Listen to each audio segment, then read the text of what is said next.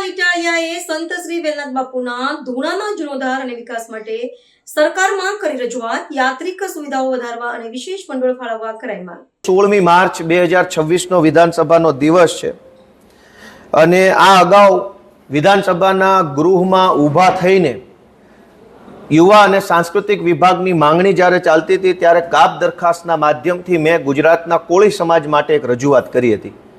કોળી સમાજ ગુજરાતનો સંખ્યાની દ્રષ્ટિએ સૌથી મોટો સમાજ છે અને કોળી સમાજનું આસ્થાનું કેન્દ્ર સંત શ્રી વેલનાથ બાપુ છે।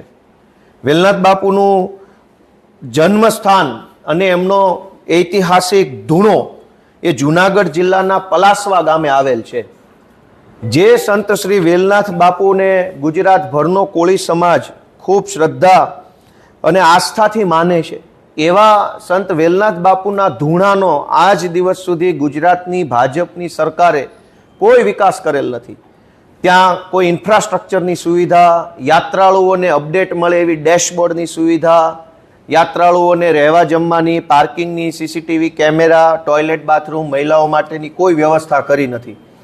આટલો વિશાળ કોળી સમાજ જે વેલનાથ બાપુને માનતો હોય એ વેલનાથ બાપુના જન્મસ્થળનો વિકાસ કરવો એ સરકારની પ્રાથમિકતા હોવી જોઈએ, પણ દુર્ભાગ્યવશ રીતે આ પ્લાસવા ગામે આવેલા વેલનાથ બાપુના ધૂણાનો વિકાસ થયો નથી। એટલે હું તારાંકિત પ્રશ્ન પૂછીને સરકારના ધ્યાન ઉપર લાવવા માંગતો હતો કે આ ધૂણાનો વિકાસ ક્યારે કરશો અને અત્યાર સુધી નથી કર્યો તો હવે પછી શું આયોજન છે, પરંતુ મારો આ પ્રશ્ન નામંજૂર થયો હોવાથી આ પ્રશ્ન બાબતે કોઈ ચર્ચા વિચારણા કંઈ થયેલ નથી ગૃહમાં કે કોઈ મને જવાબ મળેલ નથી। પરંતુ આ પબ્લિક પ્લેટફોર્મના માધ્યમથી સરકારને વિનંતી છે કે આમ તો કરોડો રૂપિયા ખૂબ વેડફી નાખવામાં આવે છે, પરંતુ સંત શ્રી વેલનાથ બાપુના ધૂણાનો જો વિકાસ કરવામાં આવે પલાસવા ગામે તો મને એવું લાગે છે કે દેશ વિદેશના શ્રદ્ધાળુઓ અને યાત્રાળુઓ સંત શ્રી વેલનાથ બાપુના સમાજના યોગદાન વિશે જાણી શકશે। Thank you.